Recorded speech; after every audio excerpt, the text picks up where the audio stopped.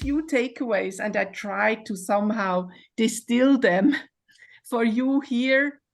So one thing is really to be conscious of what you are thinking the whole day, and that you somehow can free yourself from beliefs that are limiting yourself, and also false judgment. And I say, be your own best friend and supporter. That's what Chris just said 2 minutes ago. It's a good one. I like that one. Yeah, and also think kindly and highly of yourself. Never sort of sit there and think, stupid me, or whatever, I'm not good enough, or whatever. Always think kindly and highly. And also then you value and praise yourself for things you have achieved. So that's my first takeaway. The second is, I really recommend for those people also working in corporates, that you know what you want and who you are, and that you are passionate about who you are, your own values, and that you also radiate them. So many people in corporates are not themselves. They try to be someone they are genuinely not. And I think that makes them sick. So I think, brilliant. yeah, and knowing their values, and you can only be proud of your own values. I have done the exercise with so many people that I looked with them, what are their values, and in the end, everybody was proud about them. So, and in a corporate, when you radiate your values, you also make your voice heard. It's very important. Otherwise, people will not see you and will not invest in you. So yourself, you have to invest in good relationship, have a good network. And of course, if you help others, others will help you. And I think that's an important lesson.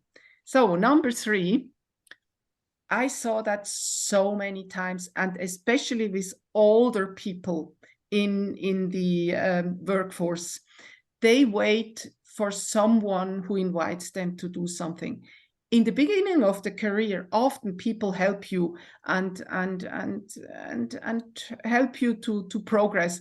And after a while, no one will help you progress. You have to do it yourself, and you can easily start sort of from the beginning of your career to somehow not wait for others to help you and invite you and look for you, but you have to look for yourself. And of course you can help others, but it is you have to sort of take the initiative, and don't wait for inspiration. Only by doing you get inspired, so to say.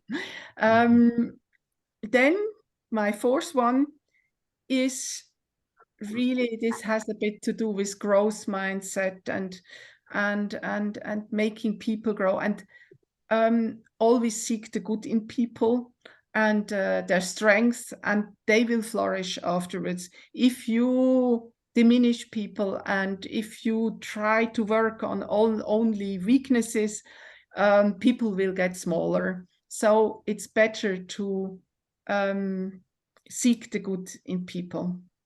And then my last one is follow joy and excitement. If you have 2 options for something, whatever, your next job, some 2 valid options. Often you have a 3rd option, which is not valid, but it would be more joy. But if you have 2 valid options, and for one you feel like excitement and joy, always go with this one. It is just a straighter way and the easier way, and will bring you more success and more happiness after all. So that was it. I love it. Thank you very much, Kathrin. That's such a good summary. Those 5 things. I know there's more than that in the book, but those 5 things are all just absolutely great, aren't they? And I wish I'd known them when I was blundering through my own career.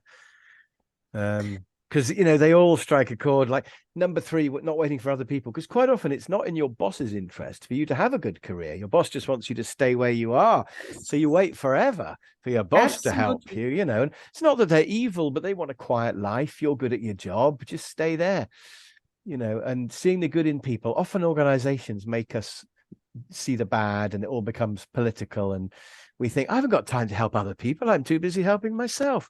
So, but of course that does pay off. It's great. And that last one, what's the name of the person who tidies up people's houses and throws things away and says, does it spark joy? Weeding. They do weeding, don't they? Now, what's the name? Oh, Marie Kondo, I'm thinking. Yeah. There's the Marie Kondo, KonMari method. And she says, does this strike joy, this old unreliable torch that doesn't always work? If it doesn't spark joy, throw it away. And I think I like the idea that you could expand that up to everything, even career options. If it sparks joy, do it. And if it doesn't spark joy, then don't, unless you have to do it temporarily for the money. But in the end, the decision should be based on joy. So I love it. And so your book, it's out in, was it 2 weeks, I think, or 1 week? On the 10th of January.